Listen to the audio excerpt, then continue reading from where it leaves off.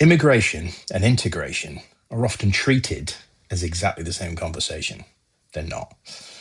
Immigration is about numbers and movement. Integration is about cohesion, trust, shared civic life.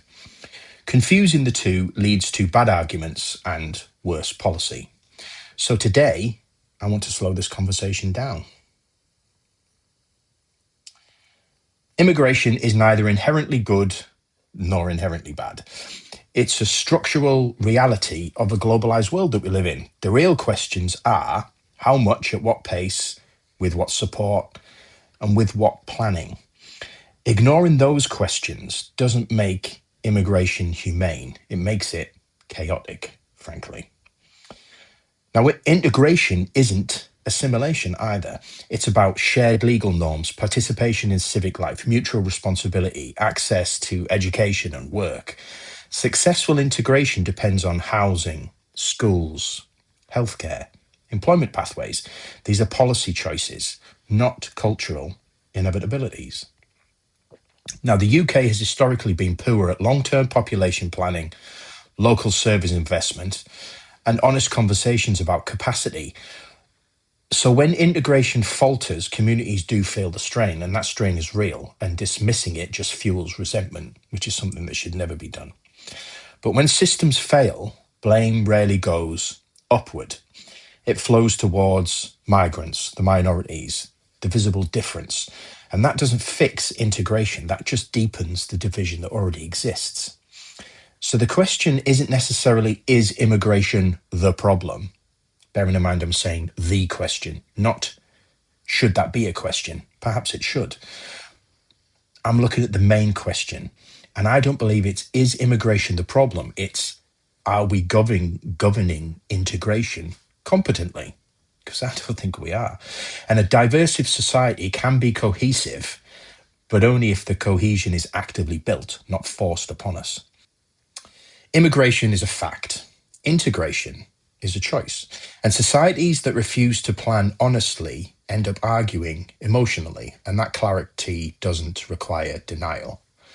It just requires courage. These are very tumultuous times that we're living in, not just because of immigration arguments and illegal immigration. Illegal immigration is the way it should be framed. We've fallen into a habit, and I'm generalizing, of course, but we've fallen into a habit of lumping immigration and illegal immigration into the same melting pot, and they're not at all. Immigration has always existed since mankind decided to, move across the globe. A lot of the countries we live in are founded by immigrants.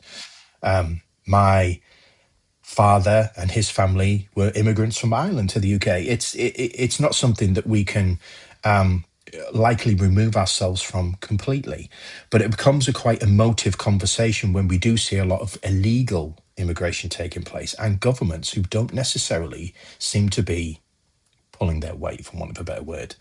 Now, I'm overly simplifying it as well, and it's not just as easy as ticking a box here and signing a form there. I can't imagine the nuanced conversation that there is in it.